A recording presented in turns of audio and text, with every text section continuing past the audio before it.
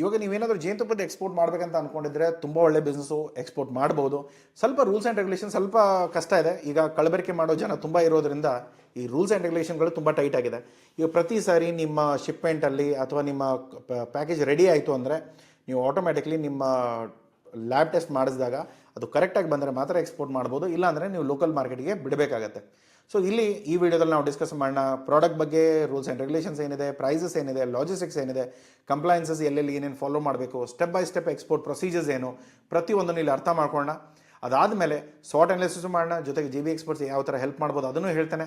ಅದಲ್ಲದೆ ನೀವು U S ಮತ್ತು ಯು ಕೆಗೆ ಎಕ್ಸ್ಪೋರ್ಟ್ ಮಾಡಬೇಕಂದ್ರೆ ಏನೆಲ್ಲ ರೂಲ್ಸ್ಗಳನ್ನ ಫಾಲೋ ಮಾಡಬೇಕು ಅದನ್ನು ಹೇಳ್ತೇನೆ. ಸೊ ಇಲ್ಲಿ ಇಂಡಿಯಾ ಬಂದು 4th ಲಾರ್ಜೆಸ್ಟ್ ಎಕ್ಸ್ಪೋರ್ಟರ್ ಇದೆ ಹನಿಯಲ್ಲಿ. ಸೊ ಇವಾಗ ನಾವು ಹನಿ ಎಕ್ಸ್ಪೋರ್ಟ್ ಮಾಡಬೇಕಂದಾಗ ಈ ಎಚ್ ಎಸ್ ಕೋಡ್ ಇಲ್ಲಿದೆ. ಸೊ ಇವಾಗ ನಾವು ಎಕ್ಸ್ಪೋರ್ಟ್ ಮಾಡಿರೋದೆಷ್ಟು 170.95 ಮಿಲಿಯನ್ 2023 ನಾವು ಎಕ್ಸ್ಪೋರ್ಟ್ ಮಾಡಿರೋದು. ಸೊ ಇವಾಗ ಇನ್ನೂ ವಾಲ್ಯೂಮ್ ಹೆಚ್ಚಿಗೆ ಆಗಿದೆ. ಸೊ ತುಂಬ ಸಾರಿ ಏನಾಗುತ್ತೆ, ಜೈನು ಹನಿ ಅನ್ನೋದು ತುಂಬ ಎಲ್ಲ ಕಡೆ ಸಿಗದೇ ಇರೋದಂತ ಏನಲ್ಲ. ಅಗ್ರಿಕಲ್ಚರ್ ಎಲ್ಲೆಲ್ಲಿ ಮಾಡ್ತಾರೆ ಅಲ್ಲಲ್ಲಿ ಹನಿ ಇರುತ್ತೆ. ಸೊ ಹನಿ ಬೀಸ್ ಇರುತ್ತೆ, ಹನಿ ಅಂತೂ ಸಿಗುತ್ತೆ.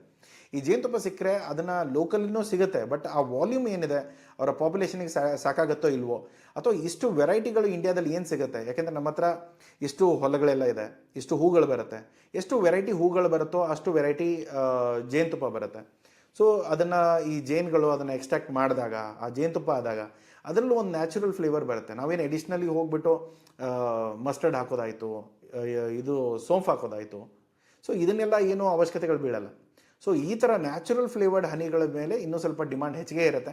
ಅದನ್ನು ಕೂಡ ನೀವು ಪ್ರಾಪರಾಗಿ ಪ್ಲ್ಯಾನ್ ಮಾಡಿ ಎಕ್ಸ್ಪೋರ್ಟ್ ಮಾಡ್ಬೋದು. ಬಟ್ ಏನಂತಂದರೆ ಇದಕ್ಕೆ ಹೆಚ್ಚಿಗೆ ದುಡ್ಡು ಬರುತ್ತೆ. ಬಟ್ ಏನಂತಂದರೆ ಅದರ ಫ್ಲೇವರ್ಗಳು ಪ್ರತಿ ಸರಿ ಕಾನ್ಸ್ಟೆಂಟ್ ಇರಲ್ಲ. ಈಗ ಒಂದು 10 ಎಕರೆ, ಒಂದು 100 ಎಕರೆ ಹೊಲಗಳಲ್ಲಿ ಎಲ್ಲರೂ ಒಂದೇ ಬೆಳೆಯಲ್ಲ, ಬೇರೆ ಬೇರೆ ಬೆಳೆಗಳನ್ನ ಬೆಳೆದಾಗ ಆ ಕ್ವಾಲಿಟಿಗಳು ಚೇಂಜ್ ಆಗುತ್ತೆ. ಸೊ ಅದರಲ್ಲಿ ನೀವು ಯೂನಿಕ್ ಆಗಿ ಒಂದೇ ಫ್ಲೇವರ್ ಅಂತ ಹೇಳಕ್ಕೆ ಸಾಧ್ಯ ಆಗಲ್ಲ. ಸೊ ಅದು ಸ್ವಲ್ಪ ಕಷ್ಟ ಆಗುತ್ತೆ. ಬಟ್ ಆ ಥರ ಏನಾದರೂ ಇಡೀ 100 ಎಕರೆ ಸುತ್ತಮುತ್ತ ಎಲ್ಲ ಅದನ್ನೇ ಬೆಳೀತಾ ಇದ್ದಾರೆ ಅಂದಾಗ ಆ ಫ್ಲೇವರ್ ಬಗ್ಗೆ ನೀವು ಗ್ಯಾರಂಟಿ ಇಟ್ಕೊಂಡು ಅಲ್ಲಿ ನೀವು ಹನಿ ಬೀಸ್ ಬಾಕ್ಸಸ್ಗಳನ್ನ ಇಟ್ಕೊಂಡು ನೀವು ಹನಿನ ಎಕ್ಸ್ಟ್ರಾಕ್ಟ್ ಮಾಡ್ಬೋದು. ಸೊ ಎಲ್ಲಿ ಮೇಜರ್ ಆಗಿರುತ್ತೆ, ಉತ್ತರ ಪ್ರದೇಶ್, ವೆಸ್ಟ್ ಬಂಗಾಲ್, ಪಂಜಾಬ್, ಬಿಹಾರ್, ರಾಜಸ್ಥಾನ್. ಕರ್ನಾಟಕದಲ್ಲಿಲ್ವಾ? ಕರ್ನಾಟಕದಲ್ಲೂ ಇದೆ. ಬಟ್ ಆದರೆ ಇವರಷ್ಟು ನಮ್ಮ ಹತ್ರ ಇಲ್ಲ. ಅಗ್ರಿಕಲ್ಚರ್ ಲ್ಯಾಂಡ್ ಆಯಿತು ಅಥವಾ ಅಗ್ರಿಕಲ್ಚರ್ ಮಾಡೋರು. ಸೊ ಇಲ್ಲಿ ಕಂಪ್ಲೈನ್ಸಸ್ ಏನು, ರಿಕ್ವೈರ್ಮೆಂಟ್ ಏನಿದೆ, ಯಾವ ಸರ್ಟಿಫಿಕೇಷನ್ಗಳು ನಮಗೆ ಬೇಕಾಗುತ್ತೆ. ಒಂದು ಮೇನಾಗಿ ಎಕ್ಸ್ಪೋರ್ಟರ್ ಬೇಕಾಗೋದು IEC, ಸೆಕೆಂಡ್ ಬರೋದು FSSAI ಸೆಂಟ್ರಲ್ ಲೈಸೆನ್ಸ್, ಅದರ ಜೊತೆಗೆ ಎಪೆಡಾ RCMC, ಅದರ ಜೊತೆಗೆ ನಿಮಗೆ GST. ಇದು ಎಲ್ಲ ಪ್ರಾಡಕ್ಟ್ಸ್ಗಳಿಗೂ ಬೇಕಾಗೋದು. ಸೊ ಹನಿವಿಯಲ್ಲಿ ಮೇನ್ಲಿ ಎಪೆಡಾ ಮತ್ತು FSSAI ಬೇಕಾಗುತ್ತೆ. ಓಕೆ, ಅದು FSSAI ಅಲ್ಲಿ ಸೆಂಟ್ರಲ್ ಲೈಸೆನ್ಸ್ ಬೇಕು. ಓಕೆನಾ? ಸೊ ನೆಕ್ಸ್ಟ್ ನಿಮಗೆ ಮ್ಯಾಂಡೇಟರಿ ಸರ್ಟಿಫಿಕೇಟ್ ಆದರೆ COA ಬೇಕಾಗುತ್ತೆ. ಇದು ಹನಿಗೆ ಮಾತ್ರ ಹೇಳ್ತಾ ಇರೋದು. ಎಕ್ಸ್ಪೋರ್ಟ್ ಹೆಲ್ತ್ ಸರ್ಟಿಫಿಕೇಟ್ ಬೇಕಾಗುತ್ತೆ, ಪ್ಯಾಥೋಸ್ಯಾನಿಟರಿ ಸರ್ಟಿಫಿಕೇಟ್ ಬೇಕಾಗುತ್ತೆ, HACCP ಸರ್ಟಿಫಿಕೇಟ್ ಬೇಕಾಗುತ್ತೆ, ಮತ್ತು GMP ಸರ್ಟಿಫಿಕೇಟ್. ಇದು ನಾರ್ಮಲಿ ನಿಮ್ಮ ಪ್ಲಾಂಟಿಗೆ ಇರುತ್ತೆ. ಸೊ ಎಲ್ಲಿ ನೀವು ಪ್ರೊಸೆಸ್ ಮಾಡ್ತಿರಲ್ಲ ಅಲ್ಲಿ ಸರ್ಟಿಫಿಕೇಟ್ಗಳು. ಅದ್ರ ಜೊತೆಗೆ ಆರ್ಗ್ಯಾನಿಕ್ ಏನಾದರೂ ಮಾರೋದಾದರೆ NPOP ಕಡೆಯಿಂದ ರಿಜಿಸ್ಟ್ರೇಷನ್ ಬೇಕು. ಇಲ್ಲದೆ ಹೋದರೆ ನಿಮ್ಮ ಆರ್ಗ್ಯಾನಿಕ್ ಸರ್ಟಿಫಿಕೇಷನ್ ಸಿಗಲ್ಲ. ಅಥವಾ ನೀವು ಆರ್ಗ್ಯಾನಿಕ್ ಅಂತ ಹೇಳಿಬಿಟ್ಟು ನಾರ್ಮಲ್ ಹನಿ ಕೊಟ್ಟರೆ ಅದು ಕೂಡ ತೊಂದರೆಗಳಾಗುತ್ತೆ. ಸೊ ಆ ಥರ ಮಾಡ್ಕೊಳಕ್ಕೆ ಹೋಗ್ಬಿಡಿ. ಇಲ್ಲಾಂದ್ರೆ ಒಂದ್ಸರಿ ಬ್ಲ್ಯಾಕ್ ಲಿಸ್ಟ್ ಆಯಿತು ಅಂದರೆ ಮುಗಿತು ಕತೆ. ಸೊ ನೆಕ್ಸ್ಟು ಹಲಾಲ್ ಸರ್ಟಿಫಿಕೇಟು, ಅದೇನಾದರೂ ನೀವು UAE ಆಯಿತು, ಸೌದಿ ಅರೇಬಿಯಾ ಆಯಿತು, ಅಥವಾ ಯಾವುದೇ ಇಸ್ಲಾಮಿಕ್ ಕಂಟ್ರಿಗೆ ಏನಾದರೂ ಎಕ್ಸ್ಪೋರ್ಟ್ ಮಾಡ್ತಾ ಇದ್ದರೆ ನೀವು ಇದನ್ನು ಹಲಾಲ್ ಸರ್ಟಿಫಿಕೇಟ್ ಬೇಕಾಗತ್ತೆ. ಸೊ ನೆಕ್ಸ್ಟು ಟಾರ್ಗೆಟ್ ಮಾರ್ಕೆಟ್ ಏನಿದೆ, ಇವಾಗ ನಾವು ಎಲ್ಲೆಲ್ಲಿ ಮಾರ್ಬೋದು, ಮೇನಾಗಿ US ಗೆ ಮಾರ್ಬೋದು. ಅಲ್ಲಿ ಬೇಕಾಗೋದು FDA ರಿಜಿಸ್ಟ್ರೇಷನ್ಸು, ಅದರ ಜೊತೆಗೆ ಇವೆಲ್ಲ ಸರ್ಟಿಫಿಕೇಷನ್ಸ್ಗಳು ಕಂಪ್ಲೈ ಆಗಬೇಕು. ಅದ್ರ ಜೊತೆಗೆ ಇಲ್ಲಿ ಆ್ಯಂಟಿ ಡಂಪಿಂಗ್ ಡ್ಯೂಟಿ ಇರುತ್ತೆ. ಸೊ ಇಂಪೋರ್ಟ್ ಡ್ಯೂಟಿ ಏನಿದೆ, ಆ್ಯಂಟಿ ಡಂಪಿಂಗ್ ಡ್ಯೂಟಿ ಏನಿದೆ ಅದನ್ನು ನೋಡ್ಕೊಳ್ಳಿ. ಸೊ ಜರ್ಮನಿಯಲ್ಲಿ ಇದೆಲ್ಲ ಸರ್ಟಿಫಿಕೇಷನ್ಸು ಯಾವ ಭಾಷೆಯಲ್ಲಿ, ಜರ್ಮನ್ ಭಾಷೆಯಲ್ಲಿ ಲೇಬಲ್ಗಳಾಗಬೇಕು. ಜೊತೆಗೆ ಆರ್ಗ್ಯಾನಿಕ್ HMF ಟೆಸ್ಟಿಂಗು ಮತ್ತು ಎನ್ಸೈಮ್ ಟೆಸ್ಟು, ಇದು ಪ್ರತಿಯೊಂದನ್ನು ಬೇಕಾಗಿದೆ. ಯಾಕೆಂದರೆ ಈ ಕಲಬೆರಕೆ ಮಾಡ್ತಾ ಇರೋದ್ರಿಂದ ಇದು ಎಲ್ಲವೂ ಕೂಡ ಇವಾಗ ಸ್ಟ್ರಿಕ್ಟ್ ಆಗಿದೆ. ಸೊ ಅದಕ್ಕೆ ನೀವು ಯಾವುದೇ ಥರ ಏನೇ ಕೆಮಿಕಲ್ ಹಾಕ್ಕೊಂಡು ಅಥವಾ ಈಸ್ಟ್ ಹಾಕಿ ಅದನ್ನು ಫರ್ಮೆಂಟ್ ಮಾಡಿ ಇದನ್ನೆಲ್ಲ ತುಂಬ ಗಲೀಜವಾಗಿ ಮಾಡ್ತಾರೆ. ಸೊ ಅದು ನ್ಯಾಚುರಲ್ ಹನಿ ಇರೋದೇ ಇಲ್ಲ. ಸೊ ಅದು ಆ ಥರ ಇರೋದ್ರಿಂದ ಸ್ವಲ್ಪ ಟೆಸ್ಟಿಂಗ್ ಎಲ್ಲ ಬೇಕಾಗುತ್ತೆ. ಸೊ ಅದಾದಮೇಲೆ ನೀವು ಇಷ್ಟು ಡ್ಯೂಟಿ ಕೊಟ್ಕೊಂಡು ಅಲ್ಲಿ ಎಕ್ಸ್ಪೋರ್ಟ್ ಮಾಡಬೇಕಾಗುತ್ತೆ. ಸೊ ಜಪಾನ್ ಬಂತು. ಸೊ ಜಪಾನಲ್ಲೂ ಕೂಡ ಇದೆಲ್ಲ ಮಾರ್ಕೆಟ್ಸ್, ಇದೆಲ್ಲ ಅಥಾರಿಟೀಸ್ ಇದೆ, ಅದೆಲ್ಲ ಟೆಸ್ಟಿಂಗ್ ಮಾಡಿಸ್ಕೋಬೇಕು. ಜಾಪನೀಸಲ್ಲಿ ಲ್ಯಾಂಗ್ವೇಜಲ್ಲಿ ನಿಮ್ಮ ಲೇಬಲ್ಗಳು ಇರಬೇಕು. ಅದರ ಜೊತೆಗೆ ಸರ್ಟಿಫಿಕೇಷನ್ ಆಗಿರ್ಬೋದು ಪ್ರತಿಯೊಂದು ನೀವು ಮೆನ್ಷನ್ ಮಾಡಬೇಕಾಗತ್ತೆ. ಜೊತೆಗೆ ಇಂಪೋರ್ಟ್ ಡ್ಯೂಟಿ ಬಂದು 3.78 ಇದೆ, ಇಲ್ಲ 11.88 ಇದೆ. ಡಿಪೆಂಡ್ ಆಗುತ್ತೆ ನೀವು ಯಾವ ಅಗ್ರಿಮೆಂಟಲ್ಲಿ ಪ್ರಾಡಕ್ಟ್ಗಳನ್ನ ಎಕ್ಸ್ಪೋರ್ಟ್ ಮಾಡ್ತಾ ಇದ್ದೀರಾ. ಸೊ UAE ಆದರೆ ಸರ್ಟಿಫಿಕೇಷನ್ಸ್ ಇದೆ, ಹಲಾಲ್ ಸರ್ಟಿಫಿಕೇಟ್ ಮ್ಯಾಂಡೇಟರಿ ಇದೆ, 5% ಟ್ಯಾಕ್ಸ್ ಇದೆ. ಸೌದಿ ಅರೇಬಿಯಾ ಆದರೆ ಇದೆಲ್ಲ ಸರ್ಟಿಫಿಕೇಷನ್ ಮ್ಯಾಂಡೇಟರಿ ಇದೆ, ಅರೇಬಿಕಲ್ ಲೇಬಲ್ ಇರಬೇಕು, ಹಲಾಲ್ ಸರ್ಟಿಫಿಕೇಟ್ ಮ್ಯಾಂಡೇಟರಿ ಇದೆ, 5.5% 40% ಇದೆ. ಅಗೇನ್ ನಿಮ್ಮ ಯಾವ ಅಗ್ರಿಮೆಂಟ್ ಇದೆ ಅದರ ಮೇಲೆ. ಯುನೈಟೆಡ್ ಕಿಂಗ್ಡಮ್ ಆದರೆ ನಮ್ಮ ಜೊತೆ ಇವಾಗ ಆಲ್ರೆಡಿ ಅಗ್ರಿಮೆಂಟ್ ಆಗಿದೆ. ಸೊ ಅದರಲ್ಲಿ ಇನ್ನೂ ಟ್ಯಾರಿಫ್ ರೇಟ್ ಬಂದಿಲ್ಲ. ಟ್ಯಾರಿಫ್ ರೇಟ್ ಬಂದ ಮೇಲೆ ನಿಮ್ಗೆ ಅದರಲ್ಲಿ ಹನಿ ಇದೆಯೋ ಇಲ್ವೋ ಗೊತ್ತಾಗುತ್ತೆ. ಅದನ್ನು ನೋಡ್ಕೊಂಡು ಪ್ಲ್ಯಾನ್ ಮಾಡ್ಕೊಳ್ಳಿ. ಇಂಗ್ಲೀಷಲ್ಲಿ ಲೇಬಲ್ ಇರಬೇಕು, ಪ್ಲಸ್ ಇದೆಲ್ಲ ಸರ್ಟಿಫಿಕೇಷನ್ಗಳು ಬೇಕಾಗುತ್ತೆ. ಎಸ್ಪೆಷಲಿ ಒರಿಜಿನ್ ಡಿಕ್ಲರೇಷನ್, ಎಲ್ಲಿಂದ ಮೆಟೀರಿಯಲ್ ಬಂದಿದೆ ಅದು ತುಂಬ ಇಂಪಾರ್ಟೆಂಟ್ ಆಗುತ್ತೆ. ಓಕೆ, ಸೊ ಪ್ರೈಸಸ್ ಹೇಗೆ? ಇಂಡಿಯಾದಿಂದ ನೀವೇನಾದರೂ ಹನಿ ಎಕ್ಸ್ಪೋರ್ಟ್ ಮಾಡಬೇಕಂದ್ರೆ 2,000 ಪರ್ ಮೆಟ್ರಿಕ್ ಟನ್ FOB ವ್ಯಾಲ್ಯೂಕ್ಕಿಂತ ಕಡಿಮೆ ಮಾರೋ ಹಾಗೇನೇ ಇಲ್ಲ. ಸೊ ಇದಕ್ಕಿಂತ ಹೆಚ್ಚಿಗೆ ರೇಟಲ್ಲೇ ಹೋಗಬೇಕು, ಇದಕ್ಕಿಂತ ಕಡಿಮೆ ಹೋಗೋಕ್ಕೆ ಸಾಧ್ಯನೇ ಇಲ್ಲ. ಸೊ ಎಕ್ಸ್ಪೋರ್ಟ್ ಮಾಡೋಕ್ಕೆ ಕೊಡಲ್ಲ. ಸೊ ಈ ಕಂಪ್ಲೈನ್ಸಸ್ಸು ನೀವು ರೂಲ್ಸ್ ಅಗ್ರಿ ಆಗಬೇಕು ಟಿಲ್ ಡಿಸೆಂಬರ್ 2025. ಈಗ ಹೋದ ವರ್ಷನೂ ಇತ್ತು, ಈ ವರ್ಷನೂ ಇದೆ, ಮುಂದಿನ ವರ್ಷನೂ ರಿನ್ಯೂ ಆಗುತ್ತೆ. So almost 2,000 metric ton per FOB value ಇದ್ದರೆ ಮಾತ್ರ, ಇದಕ್ಕಿಂತ ಹೆಚ್ಚಿಗೆ ಮಾರ್ತೇವೆ ನಾವು ನಾರ್ಮಲಿ, ಬಟ್ ಇಷ್ಟಾದರೂ ನೀವು ಮಿನಿಮಮ್ ಮಾರಲೇಬೇಕು, ಇದಕ್ಕಿಂತ ಕಡಿಮೆ ಮಾರಕ್ಕೆ ಸಾಧ್ಯ ಇಲ್ಲ. ಸರ್ ನಾವಂತೂ ಮೆಟ್ರಿಕ್ ಟನ್ ಕಳಿಸ್ತಾ ಇಲ್ಲ ಅಂತಂದರೆ ಕಡಿಮೆ ಕ್ವಾಂಟಿಟಿ ಇದ್ದರೂ ಕೂಡ ಇದರ ಈಕ್ವಲೆಂಟ್ ವ್ಯಾಲ್ಯೂ ಅಲ್ಲೇ ಹೋಗಬೇಕು. ಸೊ ಪ್ರೈಸ್ ಸ್ಟಾಗ್ನೆಂಟ್ ಇದೆ, ಅದಕ್ಕಿಂತ ಕಡಿಮೆ ನೀವು ಮಾರೋ ಆಗಿಲ್ಲ. Okay, so Indian average export value ಏನಿದೆ? ಸೊ 1.27 ಪರ್ kg ಇದೆ. ಸೊ ಆರ್ಗ್ಯಾನಿಕ್ ಆದರೆ ಸ್ವಲ್ಪ ರೇಟ್ ಹೆಚ್ಚಿಗೆ ಸಿಗುತ್ತೆ, 2.62ದಿಂದ ಹಿಡಿದು $3.26 ಪರ್ kg. ಅದರಲ್ಲೂ ಕೂಡ ಗ್ಲೋಬಲ್ ವೇರ್ಹೌಸ್ ಪ್ರೈಸಸ್ಸು ಅಥವಾ ಗ್ಲೋಬಲ್ ಹೋಲ್ಸೇಲಲ್ಲಿ ನೀವೇನಾದರೂ ಎಕ್ಸ್ಪೋರ್ಟ್ ಮಾಡಿದರೆ 2.78ದಿಂದ ಹಿಡಿದು 9.18ವರೆಗೂ ಸಿಗುತ್ತೆ. ಸೊ ಇದರಲ್ಲಿ ಕೂಡ ಗ್ರೇಡ್ಸ್ ಇರುತ್ತೆ, ಸ್ಪೆಷಾಲಿಟೀಸ್ ಇರುತ್ತೆ. ಅದೇ ಥರದ ಹನಿಗಳು ಅದೇ ಕಾಂಬಿನೇಷನಲ್ಲಿ ಇದ್ದರೆ ಮಾತ್ರ ಅದನ್ನು ತೊಗೊಳ್ತಾರೆ, ಇಲ್ಲದೆ ಹೋದರೆ ಈ ಪ್ರೈಸ್ಗಳು ನಾರ್ಮಲಿ ಸಿಗಲ್ಲ. ಅದರಲ್ಲೂ ಕೂಡ ಪ್ರಾಫಿಟ್ ಮಾರ್ಜಿನ್ಸ್ ಎಷ್ಟಿರ್ಬೋದು? ಇಂಡಿಯಾದಿಂದ ನೀವು ಎಕ್ಸ್ಪೋರ್ಟ್ ಮಾಡ್ತಾ ಇದ್ದರೆ 10 to 20% ಪ್ರಾಫಿಟ್ ಮಾರ್ಜಿನ್ನ ಎಕ್ಸ್ಪೆಕ್ಟ್ ಮಾಡ್ಬೋದು. ಸೊ ನೀವು ಏನೇ ಪ್ರೈಸ್ ಮಾಡಿ, ಸೊ ಇದರ ಮೇಲೆ ಒಳ್ಳೆ ಲಾಭ ಇದೆ. ಸೊ ಗೌರ್ಮೆಂಟ್ ಇನ್ಸೆಂಟಿವ್ಸು ಕೊಡ್ತಾರೆ 3.9% FOB ವ್ಯಾಲ್ಯೂ ಮೇಲೆ ಅಥವಾ 0.3%.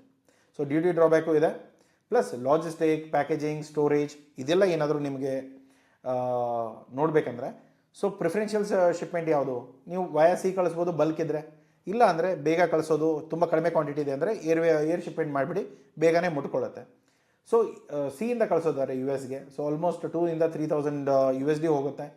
ಪ್ಲಸ್ ಏರ್ ಶಿಪ್ಮೆಂಟ್ ಆದರೆ 3ರಿಂದ 7ವರೆಗೂ ಪರ್ kg ಹೋಗುತ್ತೆ. ಪ್ಲಸ್ ವಾಲ್ಯೂಮೆಟ್ರಿಕ್ CBM ಏನಿದೆ ಮತ್ತು CBM ಏನಿದೆ ಅದನ್ನು ನೋಡ್ಕೋಬೇಕು. ಅದರಲ್ಲಿ ಆ್ಯಕ್ಚುಲ್ CBM ಅಂತ ಹೇಳ್ತೇವೆ, ಅವ್ರ ಆ್ಯಕ್ಚುಲ್ ವೇಟ್ ಅಂತ ಹೇಳ್ತೇವೆ, ಅದನ್ನು ನೋಡಿಕೊಂಡು ಪ್ಲ್ಯಾನ್ ಮಾಡ್ಕೊಳ್ಳಿ. ಸೊ ಪ್ಯಾಕೇಜಿಂಗ್ ಬಂದು ಪೆಟ್ ಬಾಟಲ್ಸ್, ಪ್ಲಾಸ್ಟಿಕ್ ಬಾಟಲ್ಸ್ ಆದರೂ ಆಗಿರ್ಬೋದು ಅಥವಾ ಗ್ಲಾಸ್ ಜಾರ್ ಆದರೂ ಆಗಿರ್ಬೋದು. ಇಲ್ಲದೆ ಹೋದರೆ ಬಲ್ಕಲ್ಲಾದರೆ SS ಡ್ರಮ್ಸ್ ಬೇಕಾಗುತ್ತೆ. ಸೊ ರೀಸೈಕಲೇಬಲ್ ಪ್ಲಾಸ್ಟಿಕ್ಕು, ಆ ಥರದ ನಾನ್ ಫುಡ್ ಗ್ರೇಡ್ ಪ್ಲಾಸ್ಟಿಕ್ಗಳನ್ನ ಈ ಬಿಸ್ನೆಸ್ಸಲ್ಲಿ ಯೂಸ್ ಮಾಡೋ ಹಾಗಿಲ್ಲ. ಯಾಕೆಂದರೆ ಒಂದು ಸರಿ ಕಂಟ್ಯಾಮಿನೇಟ್ ಆಯಿತು ಅಂದರೆ ನಿಮ್ಮ ಮೆಟೀರಿಯಲ್ಲು ಸೇಲ್ ಆಗೋಕ್ಕೆ ಸಾಧ್ಯನೇ ಇಲ್ಲ. ಆ ಪ್ರಾಡಕ್ಟ್ಗಳನ್ನ ಬಿಸಾಡಿಬಿಡ್ತಾರೆ. ಸೊ ಅವಾಗ ನಿಮ್ಮ ಬಾಯರ್ಗೆ ಲಾಸ್ ಆಗುತ್ತೆ. ಅದು ಒಂದು ವೇಳೆ ನಿಮ್ಮ ಬಾಯರ್ ನಿಮ್ಗೆ ದುಡ್ಡು ಕೊಟ್ಟಿದ್ರೆ ಮುಂದೆ ಅವ್ನು ಯಾವುದೇ ಥರದ ಬಿಸ್ನೆಸ್ಗಳನ್ನ ಕೊಡಲ್ಲ. ಸೊ ಅದನ್ನು ನೀವು ನೋಡಿಕೊಂಡು ಸ್ವಲ್ಪ ಬಿಸ್ನೆಸ್ನ ಮ್ಯಾನೇಜ್ ಮಾಡ್ಕೊಳ್ಳಿ. ಸ್ಟೋರೇಜ್ ಬಂದು 10 to 25 degree Celsius air container ಬೇಕಾಗುತ್ತೆ. ಸನ್ಲೈಟಿಂದ ದೂರ ಇರಬೇಕು. ಇವಾಗ ಸರ್ ಇದು ನಾವೇನು ರೀಫರ್ ಕಂಟೈನರ್ ಯೂಸ್ ಮಾಡಬೇಕಾ, ಟೆಂಪ್ರೇಚರ್ ಕಂಟ್ರೋಲ್ ಬೇಕಾ? ಇವಾಗ ನೋಡಿ, ಯಾವ ಕಂಟ್ರಿಗೆ ನೀವು ಕಳಿಸ್ತಾ ಇದ್ದೀರೋ ಅಥವಾ ಯಾವ ರೂಟ್ ನೀವು ಯೂಸ್ ಮಾಡ್ತಾ ಇದ್ದೀರೋ ಅದ್ರ ಮೇಲೆ ಡಿಪೆಂಡ್ ಆಗುತ್ತೆ. ಇವಾಗ ಕೋಲ್ಡ್ ಕಂಟ್ರೀಸ್ ಇದೆ, ಆಬ್ವಿಯಸ್ಲಿ ಏನು ಬೇಕಾಗಲ್ಲ, ಅಲ್ಲಿ ಟೆಂಪ್ರೇಚರ್ ಆಲ್ಮೋಸ್ಟ್ ಕಡಿಮೆ ಇರೋದ್ರಿಂದ ಸಮಸ್ಯೆಗಳಿಲ್ಲ. ಅದೇ ನೀವು ದುಬೈ, ಕತಾರ್ ಇಲ್ಲಿ ಎಲ್ಲ ನೋಡಿದ್ರೆ ಅಲ್ಲಿ ನಿಮ್ಮ ರೇಟ್ಸ್ ಬಂದು ಆಲ್ಮೋಸ್ಟ್ 41 to 51 ಡಿಗ್ರಿ ಸೆಲ್ಸಿಯಸ್ ಇದೆ ನಾರ್ಮಲ್. ಸೊ ಆವಾಗ ನೀವೇನಾದರೂ ಹಾಗೆ ಡ್ರೈ ಕಂಟೈನರ್ ಕಳಿಸಿದ್ರೆ ಅಲ್ಲಿ ನಿಮಗೆ ಸಮಸ್ಯೆಗಳಾಗೋದು ಹೆಚ್ಚಿಗೆ ಇದೆ. ಯಾಕಂದರೆ ಈ ಮೆಟೀರಿಯಲ್ಗಳು ಕೆಟ್ಟೋಗುತ್ತೆ. ಸೊ ಕೆಟ್ಟೋದ್ಮೇಲೆ ಆಬ್ವಿಯಸ್ಲಿ ಅದರ ಪ್ಯಾರಾಮೀಟರ್ಸ್ ಚೇಂಜ್ ಆಗುತ್ತೆ. ಆ ಪ್ಯಾರಾಮೀಟರ್ಸ್ ಚೇಂಜ್ ಆಯಿತು, ನಿಮ್ಮ ಕ್ವಾಲಿಟಿಗಳು ಮ್ಯಾಚ್ ಆಗದೆ ಹೋದರೆ ಅಥವಾ ಅಲ್ಲಿ ಅದನ್ನು ರಿಸ್ಟ್ರಿಕ್ಟೆಡ್ ಅಥವಾ ಈ ಕ್ವಾಲಿಟಿ ಯೂಸ್ ಇಲ್ಲ, ಇದು ಹ್ಯೂಮನ್ ಕನ್ಸಂಪ್ಷನ್ ಕರೆಕ್ಟ್ ಇಲ್ಲ ಅಂತ ಬಂತು ಅಂದರೆ ನಾರ್ಮಲಿ ನಿಮ್ಮ ಮೆಟೀರಿಯಲ್ಗಳನ್ನ ಅವ್ರು ಡಂಪ್ ಮಾಡ್ತಾರೆ. ಸೊ ಅವಾಗ ಎಲ್ಲ ಹಾಳಾಗೋಗುತ್ತೆ. ಅದಕ್ಕೆ ನೋಡಿಕೊಂಡು ಪ್ಲ್ಯಾನ್ ಮಾಡಿ, ಇಲ್ಲದೆ ಹೋದರೆ ಸಮಸ್ಯೆಗಳಾಗುತ್ತೆ. ಸೊ ಶೆಲ್ಫ್ ಲೈಫ್ ಏನು, ಎಷ್ಟು ದಿನದ ಇದು? ನಾನು ಈಗ ತುಂಬ ಹೊಸದಾಗಿ ಎಕ್ಸ್ಪೋರ್ಟಿಗೆ ಬರೋರಿಗೆ ನೀವು ಪೆರಿಷೇಬಲ್ ಮೆಟೀರಿಯಲ್ಲು ಅಥವಾ ಈ ತರಕಾರಿಗಳ ಮೇಲೆ ಕೆಲಸ ಮಾಡಿಬಿಡಿ ಅಂತ ಹೇಳ್ತಾನೆ. ಯಾಕೆ? ಮೇನ್ ರೀಸನ್ ಏನು? ಬೇಗ ಕೆಟ್ಟೋಗುತ್ತೆ. ಆದರೆ ಇಲ್ಲಿ ಶೆಲ್ಫ್ ಲೈಫ್ ಎಷ್ಟಿದೆ? 1.5 ವರ್ಷದಿಂದ 2 ವರ್ಷ ಇದೆ. ಏನೂ ಸಮಸ್ಯೆಗಳಿಲ್ಲ, ಆರಾಮಾಗಿ ನೀವು ಕೆಲಸ ಮಾಡ್ಕೋಬೋದು. ಒಂದು ವೇಳೆ ಇಮಿಡಿಯೇಟ್ಲಿ ಆರ್ಡರ್ ಬರದೇ ಹೋದರೂ ಕೂಡ ನೀವು ಮೆಟೀರಿಯಲ್ ಇಟ್ಕೊಂಡ್ರು ಕೂಡ ಏನೂ ಸಮಸ್ಯೆಗಳಿಲ್ಲ. So next step by step process ಏನು? ನೀವು IC ಸರ್ಟಿಫಿಕೇಟ್ ತೊಗೋಬೇಕು, DGFTಯಿಂದ FSSAI ಲೈಸೆನ್ಸ್ ಬೇಕು ಸೆಂಟ್ರಲ್, ಅದರಲ್ಲೂ GS APEDA registration, RCMC registration ಬೇಕು ಅಪೆಡಾದಿಂದ, ಮತ್ತು ನಿಮಗೆ GST ರಿಜಿಸ್ಟ್ರೇಷನ್ ಬೇಕಾಗತ್ತೆ. ಸೊ ನೆಕ್ಸ್ಟ್ ಬರೋದು ಪ್ರಾಡಕ್ಟ್ಗೆ ಆದರೆ COA ಬೇಕು, ಮತ್ತು ಅದಕ್ಕೆ ಸೆಕ್ಯೂರ್ ಅದರ್ ಸರ್ಟಿಫಿಕೇಟ್ಸ್ ಏನು ಬೇಕಾಗುತ್ತೆ ಅದು ಬೇಕಾಗುತ್ತೆ. ಪ್ರಿಪೇರ್ ಪ್ರಾಡಕ್ಟ್ ಸ್ಪೆಸಿಫಿಕ್ ಲೇಬಲ್ಸ್, ಅಂದರೆ ನೀವು ಯಾವ ಕಂಟ್ರಿ ಟಾರ್ಗೆಟ್ ಮಾಡ್ತಿರೋ ಅವ್ರ ಭಾಷೆಯಲ್ಲಿ ಅವ್ರು ಹೇಳಿರೋ ರೂಲ್ಸ್ ಆ್ಯಂಡ್ ರೆಗ್ಯುಲೇಷನ್ಸು, ಅವ್ರು ಏನೆಲ್ಲ ಡೀಟೇಲ್ಸ್ ಹೇಳಿದ್ದಾರೆ ಅವೆಲ್ಲ ಡೀಟೇಲ್ಸ್ಗಳನ್ನ ಪ್ರಾಪರಾಗಿ ಮೆನ್ಷನ್ ಮಾಡಬೇಕಾಗತ್ತೆ. ನೆಕ್ಸ್ಟ್ ಬರೋದು CHA ಮತ್ತು ಫ್ರೈಟ್ ಫಾರ್ವರ್ಡರ್ ಡೀಟೇಲ್ಸು. ಅವ್ರಿಗೆ ಒಂದ್ಸರಿ ನೀವು ಹೈರ್ ಮಾಡಿಕೊಂಡ್ರೆ ಶಿಪ್ಪಿಂಗ್ ಬಿಲ್ ಆಯಿತು, ಕಸ್ಟಮ್ ಹ್ಯಾಂಡ್ಲಿಂಗ್ ಆಯಿತು, ಪ್ರತಿಯೊಂದು ಅವ್ರು ಮ್ಯಾನೇಜ್ ಮಾಡ್ಕೊಳ್ತಾರೆ. ಒಂದು ವೇಳೆ ನಿಮಗೇನಾದರೂ ಬಾಯರ್ ಕಂಪ್ಲೈನ್ಸ್ ಲೇಬಲಿಂಗು ಮತ್ತು ಡಾಕ್ಯುಮೆಂಟೇಷನ್ ಕರೆಕ್ಟಾಗಿ ಅರ್ಥ ಆಗಿಲ್ಲ ಅಂದರೆ ಅರ್ಥ ಮಾಡಿಕೊಂಡು, ಇಲ್ಲಾಂದರೆ ಯಾರಿಗೆ ಗೊತ್ತಿದೆ ಅವ್ರಿಗೆ ಕೇಳಿಕೊಂಡು ನೀವು ಮುಂದೆ ಕೆಲಸ ಮಾಡ್ಬೋದು. ಯಾಕೆಂದರೆ ಹೇಗೆ ನಿಮ್ಮ ಕಂಟ್ರಿಗಳು ಚೇಂಜ್ ಆಗುತ್ತೋ ಅಲ್ಲಲ್ಲಿ ರೂಲ್ಸ್ಗಳು ಚೇಂಜ್ ಆಗ್ತಾ ಹೋಗುತ್ತೆ. ಸೊ ನಾನೊಂದು 20 ಕಂಟ್ರಿ ಮಾರ್ತೇನೆ, 20 ಕಂಟ್ರಿ ಮಾರಕ್ಕೆ ಹೋದರೆ 20 ಕಂಟ್ರಿ ರಿಜಿಸ್ಟ್ರೇಷನ್ಸ್ಗಳು ಬೇಕಾಗುತ್ತೆ. ಅಲ್ಲಿ ಕಂಪ್ಲೈನ್ಸಸ್ ರೂಲ್ಸ್ ಆ್ಯಂಡ್ ರೆಗ್ಯುಲೇಷನ್ಸ್ ಏನಿದೆ ಅದರ ಅಕಾರ್ಡಿಂಗ್ಲಿ ನಿಮ್ಮ ಕೆಲಸ ಮಾಡಬೇಕಾಗತ್ತೆ. ಸೊ 20 ಕಂಟ್ರಿ ಬದಲು ಫಸ್ಟ್ ಒಂದು 4-5 ಕಂಟ್ರಿನ ಫಿಕ್ಸ್ ಮಾಡ್ಕೊಳ್ಳಿ, ಒಳ್ಳೆ ಲಾಭ ತೊಗೊಳ್ಳಿ, ಅದಾದಮೇಲೆ ತಿರ್ಗಿ ರೀಇನ್ವೆಸ್ಟ್ ಮಾಡಿಕೊಂಡು ಬಿಸ್ನೆಸ್ನ ಬೆಳೆಸ್ಕೊಳ್ಳಿ. ಇಲ್ಲದೆ ಹೋದರೆ ಸಮಸ್ಯೆಗಳಾಗತ್ತೆ. ನೆಕ್ಸ್ಟ್ ಡಿಸ್ಪ್ಯಾಚ್ ಆಗೋದು ವಯ ಫುಲ್ ಕಂಟೈನರ್, ದೊಡ್ಡ ಬಲ್ಕ್ ಆರ್ಡರ್ ಇದ್ದರೆ FCL ಮಾಡಿ, ಇಲ್ಲ LCL ಮಾಡಿ, ಇಲ್ಲ ಬೇಗ ಮುಟ್ಟಿಸ್ಬೇಕು, ಸ್ವಲ್ಪ ಕಾಸ್ಟ್ ಆದರೂ ಚಿಂತೆ ಇಲ್ಲ ಅಂದರೆ ಬೈ ಏರ್ ಕೂಡ ಕಳಿಸ್ಬೋದು. ಯಾಕೆಂದರೆ ಯಾವುದೇ ದುಡ್ಡನ್ನ ನಾವು ನಮ್ಮ ಜೇಬಿಂದ ಹಾಕಲ್ಲ. End of the day Bayar ಕೊಡೋಕೆ ರೆಡಿ ಇದ್ದರೆ ಬೈ ಏರ್ ಕಳಿಸ್ಬೋದು. ಸೊ ಇಲ್ಲಿ ಬಾಯರ್ ಸೆಗ್ಮೆಂಟೇಷನ್ ಮತ್ತು ಬಿಸ್ನೆಸ್ ಡೆವಲಪ್ಮೆಂಟ್ ನೋಡೋಣ. ಯಾರ್ಯಾರು ನಮ್ಮ ಕಡೆಯಿಂದ ಪರ್ಚೇಸ್ ಮಾಡ್ಬೋದು? ಇಂಪೋರ್ಟರ್ಸು, ಡಿಸ್ಟ್ರಿಬ್ಯೂಟರ್ಸು, ರಿಟೇಲರು, ಆನ್ಲೈನ್ ಮಾರ್ಕೆಟ್ ಪ್ಲೇಸ್ದವರು, ನ್ಯೂಟ್ರಾಸಿಟಿಕಲ್ಸ್ದವರು. ಸೊ ಇವಾಗ ಇಂಪೋರ್ಟರ್ಸು ಹನಿ ಇಂಪೋರ್ಟ್ ಮಾಡೋರು ಅವ್ರು ಮಾರ್ಕೊಂಡು ಮುಂದೆ ತಾವು ಡಿಸ್ಟ್ರಿಬ್ಯೂಟರ್ಸಿಗೆ ಮಾರ್ತಾರೆ, ಇಲ್ಲ ನೀವು ಡೈರೆಕ್ಟ್ ಡಿಸ್ಟ್ರಿಬ್ಯೂಟರ್ಸಿಗೆ ಮಾರ್ಬೋದು. ಈ ಗ್ರೋಸರಿ ಚೇಂಜ್ಗಳಿರುತ್ತೆ, ಸೊ ಅವರಿಗೆಲ್ಲ ನೀವು ಡೈರೆಕ್ಟ್ಲಿ ಮೆಟೀರಿಯಲ್ಗಳನ್ನ ಕೊಡ್ಬೋದು. ಇಲ್ಲೆಲ್ಲ ಡಿಮಾರ್ಟ್ ಆ ಥರ ಇರುತ್ತಲ್ಲ, ಸೊ ಆ ಥರದ್ದು. ಇಲ್ಲಾಂದರೆ ಕೆಲವೊಂದು ಜನ ಏನು ಮಾಡ್ತಾರೆ, ಅವರು ಮೆಟೀರಿಯಲ್ಗಳನ್ನ ಬಲ್ಕಾಗಿ ತರಿಸ್ಕೊಳ್ತಾರೆ, ಬರೀ ಆನ್ಲೈನಿಂದನೇ ಮಾರ್ತಾರೆ. ಸೊ ಅವ್ರು ಕೂಡ ನೀವು ಮಾರ್ಬೋದು. ನ್ಯೂಟ್ರಾಸಿಟಿಕಲ್ಸ್, ಈಗ ಫಾರ್ಮಾಸಿಟಿಕಲ್ಸ್ ಅವರು ಡ್ರಗ್ ಮಾಡ್ತಾರೆ, ಅದೇ ಥರ ಇವ್ರು ನ್ಯೂಟ್ರಾಸಿಟಿಕಲ್ಸ್ ಅವರು ನ್ಯೂಟ್ರಿಷನಲ್ ರಿಲೇಟೆಡ್ ಮೆಟೀರಿಯಲ್ಸ್ ಏನಿದೆ ಅದನ್ನೆಲ್ಲ ಇವ್ರು ಮಾರ್ತಾರೆ. ಸೊ ಅದನ್ನು ಕೂಡ ಅವ್ರಿಗೆ ಕೂಡ ನೀವು ಇದನ್ನು ಮಾರ್ಬೋದು. ಯಾಕೆಂದರೆ ಹನಿ ಆ್ಯಸ್ ಅ ಜೆನ್ಯೂನ್ ಆಗಿ ಕೂಡ ಒಂದು ಹೆಲ್ತ್ ಬೆನಿಫಿಟ್ ಇರುವಂಥ ಪ್ರಾಡಕ್ಟ್. ಸೊ ಹಾಗಾಗಿ ಅದನ್ನು ಕೂಡ ನೀವು ಎಕ್ಸ್ಪೋರ್ಟ್ ಮಾಡ್ಬೋದು. ಸೊ CA ಬಂದು ಮಿನಿಮಮ್ ಡಾಕ್ಯುಮೆಂಟ್ನ ನೀವು ಶೇರ್ ಮಾಡಬೇಕಾಗಿತ್ತು. COA, ಪ್ರಾಡಕ್ಟ್ ಕ್ಯಾಟಗರಿ ಮತ್ತು ಸರ್ಟಿಫಿಕೇಟ್ ಕಾಪೀಸು. COA ನೀವು ಇನಿಷಿಯಲಿ ನಿಮ್ಮ ಹತ್ರ ಸ್ಯಾಂಪಲ್ ಬಂದ ತಕ್ಷಣವೇ ಈ ಟೆಸ್ಟಿಂಗ್ ಮಾಡಿಸ್ಕೊಳ್ಳಿ. ಈ ಬೇಸಿಸ್ ಮೇಲೆ ನಿಮ್ಗೆ ಆರ್ಡರ್ ಕೊಡ್ತಾರೋ ಇಲ್ವೋ ಅದನ್ನು ಡಿಸೈಡ್ ಮಾಡೋಕ್ಕಾಗತ್ತೆ. ಇಲ್ಲಾಂದರೆ ಸುಮ್ಮನೆ ಟೈಮ್ ವೇಸ್ಟ್ ಆಗುತ್ತೆ, ರೈಟ್? ಸೊ ಪ್ರಾಡಕ್ಟ್ ಕ್ಯಾಟಗರಿ ಇರ್ಬೋದು, ಕ್ಯಾಟಲಾಗ್ ಇರ್ಬೋದು, ಸರ್ಟಿಫಿಕೇಟ್ ಕಾಪೀಸ್ ಇರ್ಬೋದು, ಎಕ್ಸ್ಪೋರ್ಟಲ್ ಸರ್ಟಿಫಿಕೇಟ್ ಇರ್ಬೋದು, ಸ್ಯಾಂಪಲಿಂಗ್ ಇಮೇಜಸ್ ಇರ್ಬೋದು. ಇದನ್ನೆಲ್ಲವನ್ನು ಕೂಡ ಕಳಿಸಿ ಅವ್ರು ಅಪ್ರೂವ್ ಆಯಿತು ಅಂದರೆ ನಿಮ್ಗೆ ಆಟೋಮೆಟಿಕ್ಲಿ ಆರ್ಡರ್ಸ್ಗಳು ಬರೋಕ್ಕೆ ಸ್ಟಾರ್ಟ್ ಆಗುತ್ತೆ. ಸೊ ಇವಾಗ ಬಾಯರ್ಸ್ ಡೇಟಾ ನಮ್ಮ ಹತ್ರ ಅವೈಲೇಬಲ್ ಇದೆ. ಇವು ಎಲ್ಲ ಕ್ಯಾಟಗರಿಯಲ್ಲೂ ನಮ್ಮ ಹತ್ರ ಬಾಯರ್ಸ್ ಡೇಟಾ ಅವೈಲೇಬಲ್ ಇದೆ. ನಿಮಗೆ ಬೇಕಂದರೆ ಯಾವುದೇ ಥರದ ಬೇಕಾದರೂ ಸಪ್ಲೈ ನಾವು ಕೊಡ್ಬೋದು. ಅದರ ಜೊತೆಗೆ ನೀವು ಇಲ್ಲ ಸರ್ ನನ್ನ ಹತ್ರ ಬೇರೆ ಕಡೆ ಎಲ್ಲಿಂದ ತೊಗೊಳ್ಬೋದು, ಸೊ ಟ್ರೇಡ್ ಫೇರ್ ಅಟೆಂಡ್ ಮಾಡಿ, ಬಾಯರ್ಸ್ಗಳು ಅಲ್ಲಿ ಸಿಗ್ತಾರೆ, ಎಕ್ಸಿಬಿಷನ್ ಅಟೆಂಡ್ ಮಾಡಿ, B2B ಡೇಟಾಸ್ಗಳಿರುತ್ತೆ, ಅಲಿಬಾಬಾ ಆಯಿತು, ಟ್ರೇಡ್ಗೆ ಆಯಿತು, ಅಲ್ಲಿ ರಿಜಿಸ್ಟರ್ ಮಾಡ್ಕೊಳ್ಳಿ. ಎಲ್ಲ ದುಡ್ಡಿದೆ, ಯಾವುದು ಫ್ರೀಯಾಗಿ ಏನೂ ಆಗಲ್ಲ, but end of the day ಹೇಳ್ತಾ ಇರೋದು. ಸೊ ಅದು ಬಿಟ್ಟು ನೀವು ಇದೆಲ್ಲ ಡೇಟಾಗಳನ್ನ ಪರ್ಚೇಸ್ ಮಾಡಿಕೊಂಡು ಅವರಿಗೆ ನೀವು ಇಮೇಲ್ ಕಳಿಸೋದು, ಲಿಂಕ್ಡಿನಲ್ಲಿ ಕನೆಕ್ಟ್ ಮಾಡೋದು, ಅವ್ರ ಜೊತೆ ಕಾಂಟ್ಯಾಕ್ಟಲ್ಲಿರೋದು, ಪ್ರತಿಯೊಂದು ಮಾಡಿದರೆ ನಿಮಗೆ ಬೆನಿಫಿಟ್ ಆಗುತ್ತೆ. ನೆಕ್ಸ್ಟ್ ಇರೋದು ಸರ್ವಿಸಸ್ ಬೈ JB ಎಕ್ಸ್ಪರ್ಟ್ಸ್. ನಿಮಗೆ ಯಾವುದೇ ಥರದ ಸಮಸ್ಯೆಗಳಿತ್ತು ಎಕ್ಸ್ಪೋರ್ಟಲ್ಲಿ, ಕನ್ಸಲ್ಟೇಷನ್ ಬೇಕಾಗಿರ್ಬೋದು, ಬಾಯರ್ ಬೇಕಾಗಿರೋದು, ಡೀಲ್ಸ್ ಕ್ಲೋಸ್ ಮಾಡಿಕೊಡೋದಿರ್ಬೋದು. ಸರ್ ನನಗೆ ಮಾತಾಡೋಕ್ಕಾಗಲ್ಲ, ನೀವು ಮಾತಾಡಿ ಏನೋ ಡೀಲ್ ಕ್ಲೋಸ್ ಮಾಡಿಸ್ಕೊಡ್ಬೋದಾ, ಅದು ಇದೆ. ಕಂಪ್ಲೀಟ್ ಫುಲ್ ಟೀಮ್ ಇದೆ ಸರ್ವಿಸ್ ಕೊಡೋಕ್ಕೆ. ನಿಮ್ಗೆ ಯಾವುದೇ ಭಾಷೆಯಲ್ಲಿ ಯಾವುದೇ ಮಾರ್ಕೆಟಲ್ಲಿ ಡೀಲ್ಸ್ಗಳು ಬೇಕಂದ್ರೂ ಕೂಡ ಅದು ನಿಮಗೆ ಸಿಗುತ್ತೆ, ಯಾವುದೇ ಥರದ ಸಮಸ್ಯೆಗಳಿಲ್ಲ. ಸೊ ಇವಾಗ ಸಾರ್ಟ್ ಅನಾಲಿಸಿಸ್ ಅಂದರೆ strength, weakness, opportunity and threat. So ಸ್ಟ್ರೆಂತಲ್ಲಿ ಏನು, ತುಂಬ ಒಳ್ಳೆಯ ಪ್ರೊಡಕ್ಷನ್ ಇದೆ, ವೆರೈಟೀಸ್ ಇದೆ, ಸೊ ಗೌರ್ಮೆಂಟ್ ಸಪೋರ್ಟ್ ಕೂಡ ಹಾಗೇನೇ ಇದೆ. ಜೊತೆಗೆ ವೀಕ್ನೆಸ್ ಅಲ್ಲಾದರೆ ಸ್ವಲ್ಪ ಅಡಲ್ಟ್ರೇಷನು, ಕಲಬೆರಕೆ ಹೆಚ್ಚಿಗೆ, ಪ್ಯೂರಾಗಿ ಸಿಗಲ್ಲ. ನಾವು ಯಾರ ಹತ್ರ ತೊಗೊಳ್ತೇವೋ ಅವನೇ ಮಿಕ್ಸ್ ಮಾಡಿಬಿಟ್ರೆ ನಾವು ಏನೂ ಮಿಕ್ಸ್ ಮಾಡಿರಲ್ಲ. ಬಟ್ ಯಾರ ಹತ್ರ ತೊಗೊಂಡ್ಬರ್ತಾ ಇದ್ರೆ ಅವನ ಮೇಲೆ ನಿಮ್ಗೆ ನಂಬಿಕೆ ಇಟ್ಕೊಂಡು ತೊಗೊಂಡು ಬಂದರೆ, ಅವನೇನಾದರೂ ಮಿಕ್ಸ್ ಮಾಡಿದರೆ, ನಿಮಗೆ ಲ್ಯಾಬ್ ರಿಪೋರ್ಟಲ್ಲಿ ಕಂಡು ಬಂದರೆ, ಅದು ನೀವು ಚೆಕ್ ಮಾಡದೆ ಹೋಗಿ ಡೈರೆಕ್ಟ್ ನೀವು ಬಾಯರ್ ಕಳಿಸಿದ್ರೆ, ಅಲ್ಲಿ ಇನ್ಸ್ಪೆಕ್ಷನ್ ಆದಾಗ ನಿಮ್ಮ ಮೆಟೀರಿಯಲ್ ಕೆಟ್ಟೋಗಿತ್ತು ಅಂದರೆ ಅಲ್ಲಿಗೆ ಮುಗೀತು ಕತೆ. ಸೊ ಆ ಬಾಯರ್ ತಿರ್ಗಾ ಕೂಡ ನಿಮ್ಗೆ ಒಂದು ಆರ್ಡರ್ ಕೊಡಲ್ಲ, ಪ್ಲಸ್ ಇರೋ ದುಡ್ಡು ಏನು ಕೊಟ್ಟಿರೋ ಅಡ್ವಾನ್ಸ್ ಏನಾದರೂ ಇದ್ದರೆ ಅದನ್ನು ಕೂಡ ವಾಪಸ್ ಇಸ್ಕೊಳ್ತಾನೆ. ಸೊ ಅದಕ್ಕೆ ಈ ಸಮಸ್ಯೆಗಳು ಬರ್ದಿರಂಗೆ ನೋಡ್ಕೊಳ್ಳಿ. ಸೊ ಕಲಬೆರಕೆ ಒಂದು ದೊಡ್ಡ ವಿಷಯ ಆಗಿದೆ. ಅದ್ರ ಜೊತೆಗೆ ಕ್ಲೈಮೇಟ್ ಆಗಿರ್ಬೋದು, ಬರಗಾಲ ಆಗಿರ್ಬೋದು, ಮಳೆ ಸರಿಯಾಗಿ ಆಗದೇ ಇರ್ಬೋದು, ಈ ಹೂಗಳೇ ಬರೋದಿಲ್ಲ ಅಂದರೆ ಈ ಹನಿ ಬೀಗಳು ಏನು ಮಾಡ್ತವೆ, ಸೊ ಹನಿ ಹೇಗೆ ಬರುತ್ತೆ, ಸೊ ಇದೆಲ್ಲ ಸಮಸ್ಯೆಗಳು ಬರುತ್ತೆ. ಒಂದ್ರ ಜೊತೆ ಇದೆಲ್ಲ ಒಂಥರ ಸೈಕಲ್ ಇದ್ದಂಗೆ, ಒಂದು ಕೆಟ್ಟರೆ ಫುಲ್ ಗಾಲಿನ ನಿಂತ್ಕೊಂಡ್ಬಿಡುತ್ತೆ, ರೈಟ್? ಸೊ ಇಲ್ಲಿ ಆಪರ್ಚುನಿಟೀಸ್ ಏನಿದೆ ಇವತ್ತಿನ ಟೈಮಲ್ಲಿ, ಆರ್ಗ್ಯಾನಿಕ್ ಆಗಿರ್ಬೋದು, ರಾ ಆಗಿರ್ಬೋದು, ಫಂಕ್ಷನಲ್ ಹನೀಸ್ ಆಗಿರ್ಬೋದು, ಇವೆಲ್ಲ ಕೂಡ ತುಂಬ ಹೈ ಡಿಮಾಂಡಲ್ಲಿದೆ. ಸೊ ಅದಕ್ಕೆ ನೀವು ಎಕ್ಸ್ಪೋರ್ಟ್ ಮಾಡಬೇಕಂದಾಗ ಪ್ರಾಪರಾಗಿ ನೋಡ್ಕೊಂಡು ಮಾಡಿ. ಅದ್ರ ಜೊತೆಗೆ ಇವಾಗ ಬರೀ ಜಾರಲ್ಲಿ, ಬಾಟಲಲ್ಲಿ ಹಾಕಿಬಿಟ್ಟು ಎಲ್ಲರೂ ಹೇಗೆ ಕೊಡ್ತಾಯಿದ್ರೆ ಹಾಗೆ ಕೊಟ್ಟರೆ ನಮಗೇನು ಹೆಚ್ಚಿಗೆ ಲಾಭ ಸಿಗಲ್ಲ. ಅದೇ ನೀವು ಹನಿನ ಗಿಫ್ಟ್ ಪ್ಯಾಕು ಅಥವಾ ಒಂದು ಪ್ರಾಪರ್ ಫ್ಲೇವರ್ ಇರೋದನ್ನು ಪ್ರಮೋಟ್ ಮಾಡಿದ್ರೆ, ಅದು ಯಾರಿಗೆ ಬೇಕೋ ಅವರಿಗೆ ಟಾರ್ಗೆಟ್ ಮಾಡ್ಕೊಂಡು ನೀವು ಮಾಡಿದ್ರೆ ಅಲ್ಲಿ ನಿಮ್ಗೆ ಲಾಭ ಸಿಗೋ ಚಾನ್ಸಸ್ ಇದೆ. ಜನರಲ್ಲಾಗಿ ಹೋಗ್ಬಿಟ್ಟು ಎಲ್ಲರಿಗೂ ನಾನು ಮಾರ್ತೇನೆ, ಎಲ್ಲರಿಗೂ ಒಂದೇ ಥರದನ್ನೇ ಮಾರ್ತೇನೆ ಅಂದರೆ ನಾರ್ಮಲಿ ಬಿಸ್ನೆಸ್ಗಳು ಸ್ವಲ್ಪ ಬರೋದು ಕಡಿಮೆ ಆಗುತ್ತೆ, ಅಥವಾ ಒಳ್ಳೆ ದುಡ್ಡುಗಳು ಬರೋಲ್ಲ. ಅದರಲ್ಲಿ ನಮಗೆ ಮೇನ್ ಕಾಂಪಿಟೇಷನ್ ಬರೋದು ಎಲ್ಲಿಂದ? ಚೈನಾದಿಂದ ಮತ್ತು ಅರ್ಜೆಂಟಿನಾ. ಇವರಿಬ್ಬರ ಹತ್ರ ತುಂಬಾ ಹನಿ ಇದೆ. ಸೊ ಅವ್ರು ಕೂಡ ತುಂಬ ಬೆಳೀತಾರೆ, ತುಂಬ ಹನಿ ಸಿಗುತ್ತೆ ಅವ್ರ ಹತ್ರ. ಸೊ ಹಾಗಾಗಿ ಏನಾಗುತ್ತೆ, ಪ್ರತಿ ಸಾರಿ ಈ ಕ್ಲೈಂಟ್ಗಳು ನಮ್ಮ ಪ್ರೈಸ್ಗಳನ್ನ ಕಂಪೇರ್ ಮಾಡೋದು ಚೈನಾಗೆ ಮತ್ತು ಅರ್ಜೆಂಟಿನಾಗೆ. ಸೊ ಪ್ರೈಸ್ನ ಕಂಪೇರ್ ಮಾಡ್ತಾರೆ, ಅಲ್ಲಿ ಒಳ್ಳೆ ರೇಟ್ ಬಂತು ಅಂದರೆ ಆಟೋಮೆಟಿಕ್ಲಿ ನಮ್ಮ ಹತ್ರ ಪ್ರೈಸ್ ನೆಗೋಷಿಯೇಟ್ ಮಾಡ್ತಾರೆ. ಅದು ಪ್ರೈಸ್ ನೆಗೋಷಿಯೇಟ್ ಮಾಡಿದ್ರು ಕೂಡ ಅಲ್ಲಿ ಅವರು 2000 ಪರ್ ಮೆಟ್ರಿಕ್ ಟನ್ ಡಾಲರ್ಸ್ದು ಏನು ಪ್ರೈಸ್ ಇದೆ ಅದನ್ನು ಅವ್ರು ಏನು ಕ್ಯಾಪಿಂಗ್ ಮಾಡಿಲ್ಲ, ಬಟ್ ನಮ್ಮಲ್ಲಿ ಕ್ಯಾಪಿಂಗ್ ಆಗಿದೆ.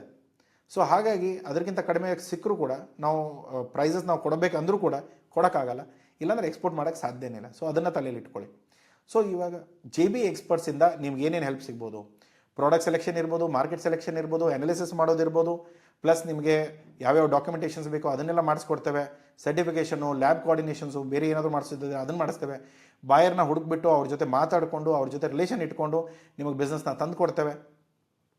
ಪ್ರೈಸಿಂಗ್ ಸ್ಟ್ರಾಟಜಿ ಇರ್ಬೋದು, ಕೊಟೇಷನ್ ಪ್ರಿಪರೇಷನ್ ಇರ್ಬೋದು, ಹ್ಯಾಂಡ್ಲಿಂಗ್ ಇರ್ಬೋದು, ಕಸ್ಟಮ್ ಆಫೀಸ್ದು ಮ್ಯಾನೇಜ್ಮೆಂಟ್ ಇರ್ಬೋದು, ಫ್ರೇಟ್ ಬುಕಿಂಗ್ ಇರ್ಬೋದು, ಡಾಕ್ಯುಮೆಂಟೇಷನ್ನು, ಕಂಪ್ಲಯನ್ಸಸ್ಸು, ಮತ್ತು ಬೇಕಾಗೋ ಅಡ್ವೈಸು ಮತ್ತು ಸಪೋರ್ಟ್ಗಳನ್ನ ರೆಗ್ಯುಲರ್ಲಿ ಪ್ರೊವೈಡ್ ಮಾಡ್ತೇವೆ. ಸೊ ಇದರಲ್ಲಿ ಮೇನ್ ಗ್ಯಾರಂಟಿ ಏನು, ಮಿನಿಮಮ್ ನೀವು ಏನು ದುಡ್ಡು ಹಾಕ್ತಾ ಇದ್ದೀರಾ ಅದಕ್ಕಿಂತ 10x ಅಂದರೆ ಒಂದು 10 ಪಟ್ಟು ಆದರೂ ನಿಮಗೆ ಬಿಸ್ನೆಸ್ನ ನಾವು ತಂದು ಕೊಡ್ತೇವೆ. 100% ಗ್ಯಾರಂಟಿಯಲ್ಲಿ ಇರುತ್ತೆ. Okay, so end of the day ಹೇಳಬೇಕಂದ್ರೆ ಹನಿ ತುಂಬ ಒಳ್ಳೆ ಬಿಸ್ನೆಸ್ಸು. ಅಡಲ್ಟ್ರೇಷನ್ ಇಲ್ಲ, ಕಲಬೆರಕೆ ಮಾಡಲ್ಲ, ನಿಯತ್ತಾಗಿ ಮೆಟೀರಿಯಲ್ಗಳನ್ನ ತರ್ತೇವೆ, ಮಾಡಿಸ್ತೇವೆ, ಪ್ಯಾಕ್ ಮಾಡ್ತೇವೆ, ಪ್ರೊಸೆಸ್ ಮಾಡ್ತೇವೆ, ಎಲ್ಲ ಡಾಕ್ಯುಮೆಂಟೇಷನ್ಗಳು ಏನೆಲ್ಲ ಬೇಕೋ ಅದನ್ನೆಲ್ಲ ರೆಡಿ ಮಾಡ್ಕೊಳ್ತೇವೆ. ನೀವು ಹೇಳಿರೋ ಕಂಪ್ಲೈನ್ಸಲ್ಲಿ ಮ್ಯಾನೇಜ್ ಮಾಡ್ತೇವೆ ಅಂದರೆ ಈ ಆಪರ್ಚುನಿಟಿ ನಿಮಗಿದೆ. ಇಲ್ಲ ಬರೀ ಸಪ್ಲೈಯರೇ ಸರಿಯಾಗಿಲ್ಲ ಅಂತಂದರೆ ನೀವೇನು ಮಾಡೋಕ್ಕಾಗಲ್ಲ, ತಲೆ ಕೆಡ್ಸ್ಕೊಳಕ್ಕೆ ಹೋಗಬೇಡಿ. ಸೊ ಇಲ್ಲಿ ಇಂಡಿಯಾದಿಂದ ಬೇಕಾಗಿರೋ ಡಾಕ್ಯುಮೆಂಟ್ಸ್ ಆಲ್ರೆಡಿ ನಾನು ಎಲ್ಲ ಹೇಳಿಬಿಟ್ಟಿದ್ದೇನೆ. ಸೊ US ಬೇಕಾಗೋದೇನು, ಇವಾಗ ನೀವೇನಾದರೂ US ಮಾರ್ಕೆಟ್ ಸೆಲೆಕ್ಟ್ ಮಾಡಿದರೆ ಬೇರೆ ಎಲ್ಲ ಮಾರ್ಕೆಟಲ್ಲೂ ಹನಿ ಹೋಗ್ತಾ ಇದೆ, ಬಟ್ US ಆದರೆ ನೀವು FDA ರಿಜಿಸ್ಟರ್ಡ್ ಫೆಸಿಲಿಟಿ ಬೇಕೇ ಬೇಕು. ನಿಮ್ಮ ಫ್ಯಾಕ್ಟ್ರಿ ಎಲ್ಲಿದೆ, ಎಲ್ಲಿ ನೀವು ಹನಿಯನ್ನು ಪ್ರೊಸೆಸ್ ಮಾಡ್ತೀರಾ ಅಲ್ಲಿ ನೀವು ರಿಜಿಸ್ಟ್ರೇಷನ್ ಮಾಡಬೇಕಾಗತ್ತೆ. ನೆಕ್ಸ್ಟ್ ಇರೋದೇನು, ಪ್ಯೂರ್ ಆಗಿರಬೇಕು, ಅಡಲ್ಟ್ರೇಟಿವ್ ಫ್ರೀ ಇರಬೇಕು, ಹೆಸರು, ವೇಟು, ತೂಕ ಅದರದ್ದು ಏನಿದೆ, ಇಂಗ್ರೀಡಿಯೆಂಟ್ಸ್ ಏನಿದೆ, ಒರಿಜಿನ್ ಏನಿದೆ ಅದರ ಮೇಲೆ, ಎಸ್ಪೆಷಲಿ US ಅಲ್ಲಿ ಲೇಬಲ್ ಮೇಲೆ ನೀವು ಬರೀಬೇಕಾಗತ್ತೆ. ಚಿಕ್ಕ ಮಕ್ಕಳಿಗೆ ಅಂದರೆ 2 ವರ್ಷದ ಕೆಳಗಡೆ ಇರೋ ಮಕ್ಕಳಿಗೆ ಹನಿನ ಡೈರೆಕ್ಟಾಗಿ ತಿನ್ನಿಸೋ ಹಾಗಿಲ್ಲ, ಅದು ವಾರ್ನಿಂಗ್ ಕೂಡ ಬರೀಬೇಕಾಗತ್ತೆ. ಅದು ತುಂಬ ಇಂಪಾರ್ಟೆಂಟ್. ನೆಕ್ಸ್ಟ್ ಬರೋದು ಡ್ಯೂಟಿ ಇದೆ, ಅದನ್ನು ನಾರ್ಮಲಿ ನಾವು ಯಾರಿಗಾದರೂ ಪೇ ಮಾಡಲೇಬೇಕು ಇದ್ದರೆ. ಆಮೇಲೆ ಟ್ರಂಪ್ ಇರೋದರಿಂದ ಯಾವಾಗ ಏನು ಮಾಡ್ತಾರೆ ಅನ್ನೋದು ದೇವರಿಗೆ ಗೊತ್ತು. ಸೊ ಯುನೈಟೆಡ್ ಕಿಂಗ್ಡಮಲ್ಲಾದರೆ ಅಲ್ಲಿ ಇವಾಗ ಬ್ರಿಕ್ ಎಕ್ಸಿಟ್ ಆಗಿದೆ. ಸೊ EU ಲಾ ಕೂಡ ಇದೆ. ಸೊ ಪ್ಲಸ್ ನಮ್ಮ ಫ್ರೀ ಅಗ್ರಿಮೆಂಟ್ ಆಗಿದೆ, ಫ್ರೀ ಟ್ರೇಡ್ ಅಗ್ರಿಮೆಂಟ್ ಆಗಿರೋದ್ರಿಂದ ಈ ಇನ್ನೂ ಸ್ವಲ್ಪ ಸಿಚುವೇಷನ್ಗಳು ಇನ್ನೂ ಚೆನ್ನಾಗಿ ಆಗಬೇಕು. ಬಟ್ ಇವಾಗ ಸದ್ಯಕ್ಕೆ ಇನ್ನೂ ಡೌಟ್ಫುಲ್ಲಲ್ಲಿದೆ. ಬಟ್ ಏನು ಒಂದು, ನೀವು ಫುಲ್ ಡಿಸ್ಕ್ಲೋಸಲ್ ಮ್ಯಾಂಡೇಟ್ರಿ ಮಾಡ್ತಾ ಇದ್ದಾರೆ ಬೈ ಜೂನ್ 2026ಗೆ. ಸೊ ಆಮೇಲೆ ನೀವು ಜೂನ್ 2026 ಆದಮೇಲಿಂದ ಮುಂದೆ ಏನಾದರೂ ಎಕ್ಸ್ಪೋರ್ಟ್ ಮಾಡಬೇಕಂದ್ರೆ ಪ್ರಾಡಕ್ಟ್ ಎಲ್ಲಿತ್ತು, ಎಲ್ಲಿ ಬಂತು, ಎಲ್ಲಿ ಪ್ಯಾಕ್ ಆಯಿತು, ಎಲ್ಲಿ ಹೋಯಿತು, ಹೇಗೆ ಲಾಜಿಸ್ಟಿಕ್ ಆಯಿತು, ಎಲ್ಲಿ ಸ್ಟೋರ್ ಮಾಡಿದ್ರಿ, ನಮಗೆ ಹೇಗೆ ಕಳಿಸಿದ್ದೀರಾ, ಅದೆಲ್ಲವೂ ಕೂಡ ರೆಕಾರ್ಡ್ಗಳನ್ನ ಪ್ರಾಪರಾಗಿ ಮೇಂಟೈನ್ ಮಾಡಿ ಆ ಡಾಕ್ಯುಮೆಂಟ್ಗಳನ್ನ ಅವ್ರಿಗೆ ಕೊಡೋದು ಮ್ಯಾಂಡೇಟ್ರಿ ರೂಲ್ಸಲ್ಲಿ ಇರುತ್ತೆ. ಸೊ ಅದರ ಜೊತೆಗೆ ಡ್ಯೂಟಿ ಆದರೆ ಇವಾಗ ಸದ್ಯಕ್ಕೆ 17.3ದಿಂದ ಹಿಡಿದು 18.95ವರೆಗೂ ಇದೆ. ಬಟ್ ಇವಾಗ ನಮ್ಮ ಜೊತೆ ಅಗ್ರಿಮೆಂಟ್ ಆಗಿರೋದ್ರಿಂದ ಅದರಲ್ಲಿ ಏನಾದರೂ ಹನಿ ಇತ್ತು, ನಮ್ಮ HS ಕೊಡೋದ್ರಲ್ಲಿ ಮೆನ್ಷನ್ ಇತ್ತು ಅಂದರೆ ಇದರಲ್ಲಿ ಎಕ್ಸಿಬಿಷನ್ ಸಿಗ್ಬೋದು. ಸ್ವಲ್ಪ ದಿನ ವೆಯ್ಟ್ ಮಾಡಿ ನೋಡಿ, UK ಟ್ಯಾರಿಫ್ ರೇಟ್ ಬಂದ ಮೇಲೆ ಅದ್ರ ಮೇಲೆ ಅನುಕೂಲ ನೋಡಿಕೊಂಡು UK ಮಾರ್ಕೆಟಿಗೆ ಪ್ಲ್ಯಾನ್ ಮಾಡಬೇಕೋ ಬೇಡವೋ, ಮುಂದೆ ಹೇಗೆ ಏನೋ ಅದರ ಬಗ್ಗೆ ಡಿಸೈಡ್ ಮಾಡೋಣ. ಓಕೆ, ಹನಿ ಬಿಸ್ನೆಸ್ ಬಗ್ಗೆ ಅಥವಾ ಜೇನುತುಪ್ಪದ ಬಿಸ್ನೆಸ್ ಬಗ್ಗೆ ಅರ್ಥ ಆಗಿದೆ ಅಂದ್ಕೊಳ್ತೇನೆ.